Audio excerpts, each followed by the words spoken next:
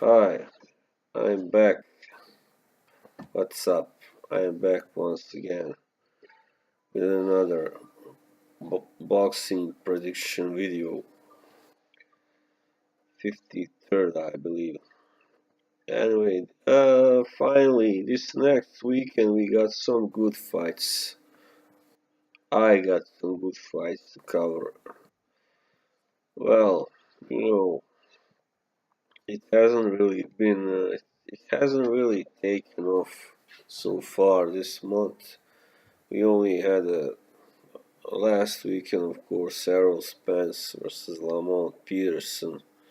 That wasn't really a super fight because Peterson is he's not on Spence's level, and that was proven. Actually, Spence handled him easier even than I thought, that he would. So, yeah. Well, this weekend we have some fine fights to cover. Well, first, let's start with the smaller ones.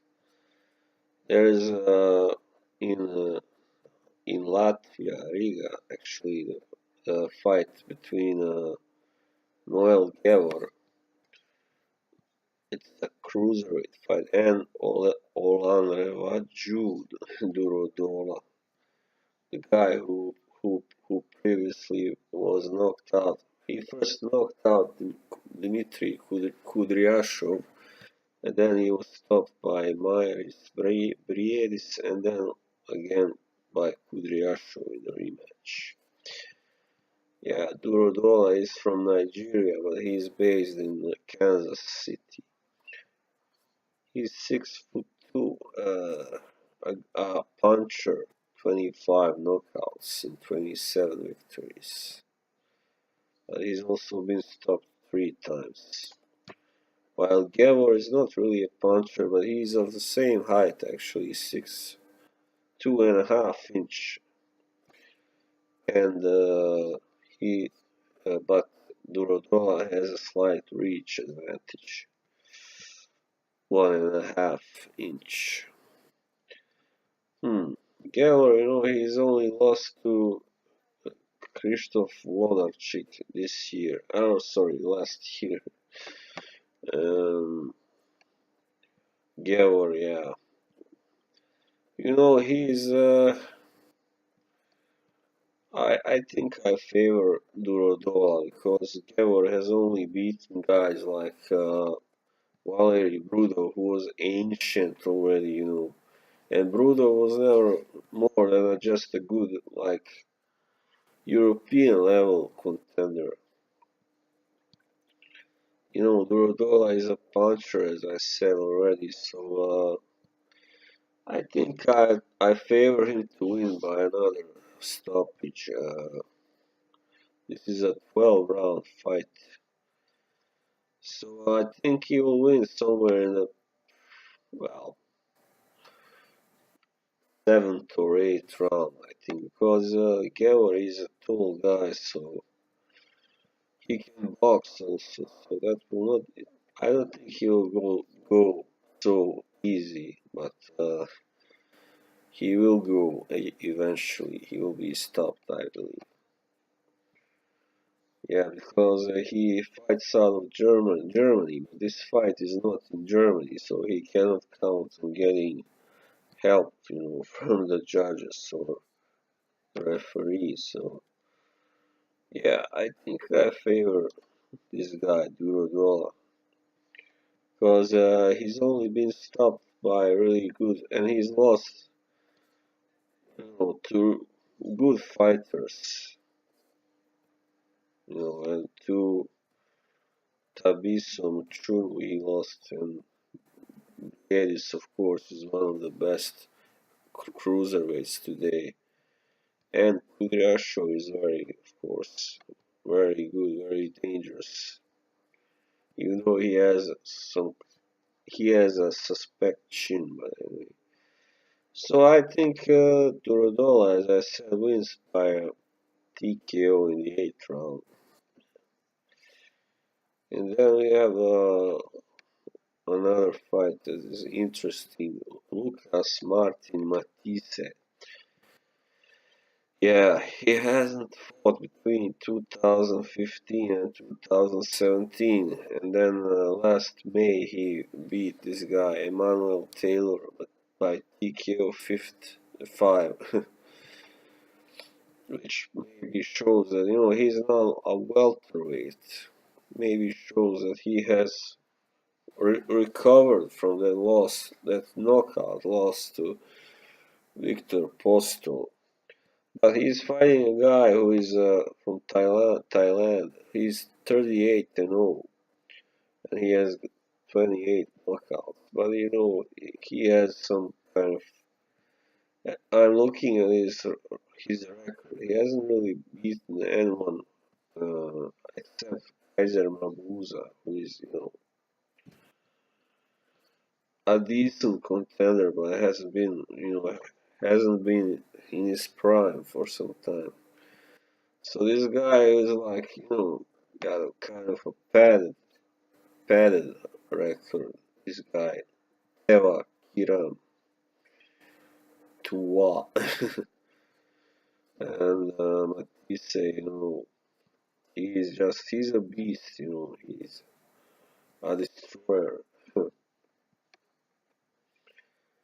Yeah, before he lost to Danny Garcia, he practically looked unstoppable, invincible, and was destroying everyone.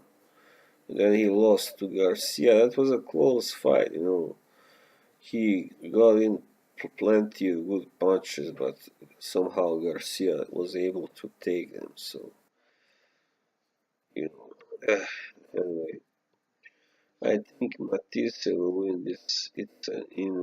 It's actually for a vacant WBA title in Inglewood. Yeah, well, I think also this will not go. Most likely will not go the distance. I think Matthysse will win.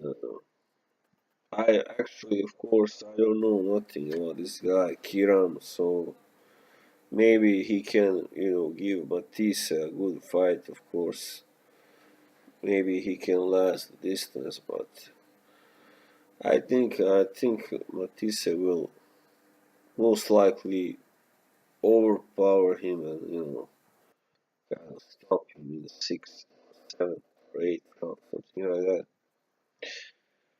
Yeah, and then there is a fight at lightweight. Jorge Linares is defending his WBA title again uh,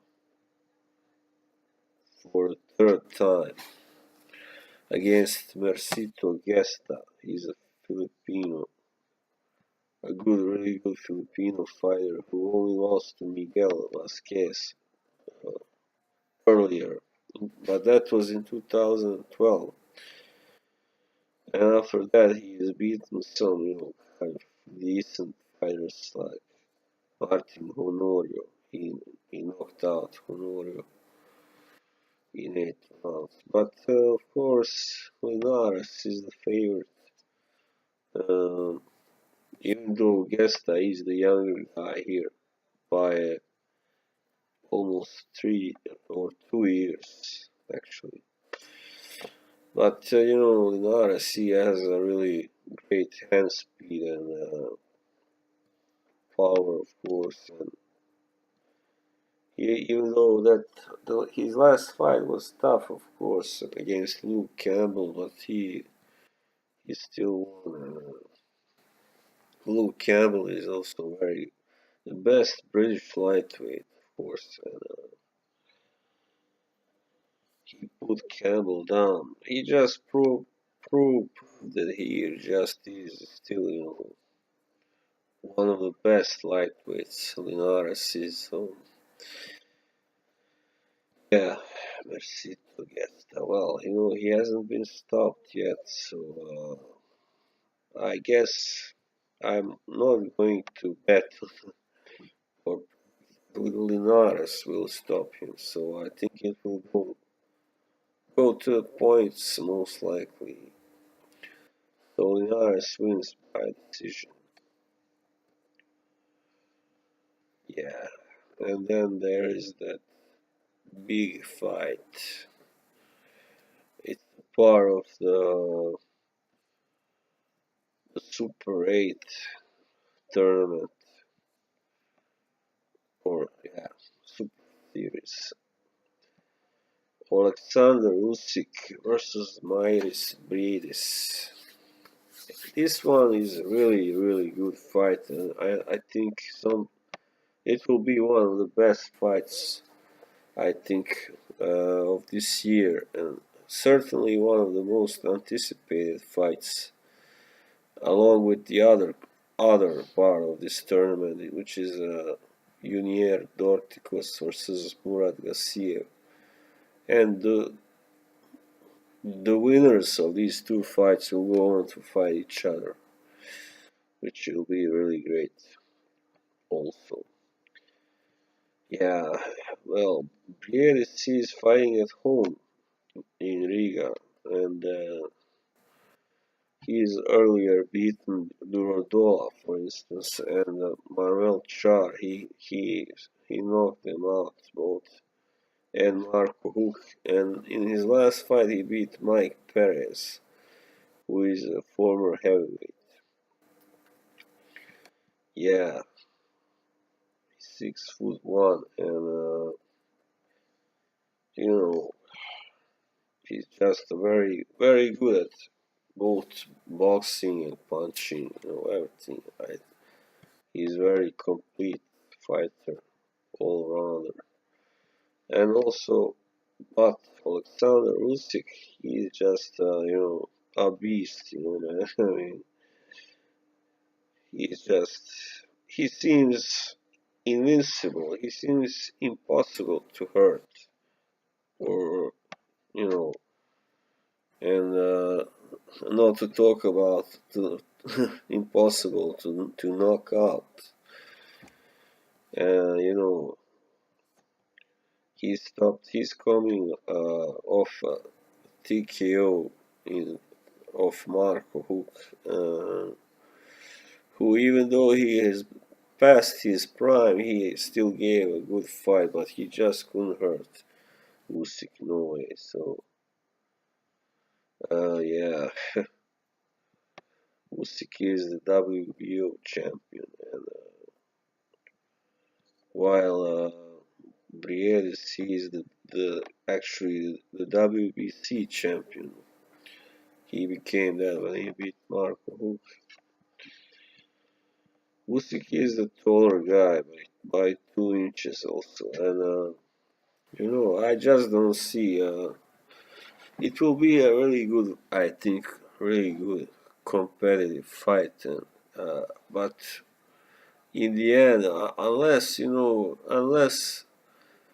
the the judges, play that crooked game and just decide to give the fight to the home guy, Briedis, no matter the outcome, then unless that happens, then I don't see how Briedis can beat Usyk. I mean, you know, but of course he will give him a closer fight than Hook, I think. Yeah, for sure. And so far Usyk has only stopped. Well, he hasn't really stopped that many guys that are really elite level. He knocked out Tagiso Chunu and Marco Huck. He stopped by TKO. So, and both those guys, have seen, I think, better days already, and because Machunu was knocked out already before by Ilunga Makabu, and then he lost his last fight to this guy Bayenaru. So he's still good. I think Machunu is still, really sound technician and all that, but he is also much smaller, so knocking him out was not such a great achievement by Usyk, I believe. So I doubt he will be able to stop Briedis. Briedis, yeah. Well, this can go, many ways, but I think if everything goes as it should, if the judges don't screw him, then I believe Alexander Usyk will win on points. Yeah. So because he's he's got a both great punch output. He's got skill and power, and of course the chin. So all that just becomes too much to overcome, I think. And the height advantage. Well, it's not great, but still there is a height advantage for him, and I think reach advantage as well. So I think Usyk wins, yeah, by 1 point. Well, that was all for now this time. Thanks for watching. Bye bye.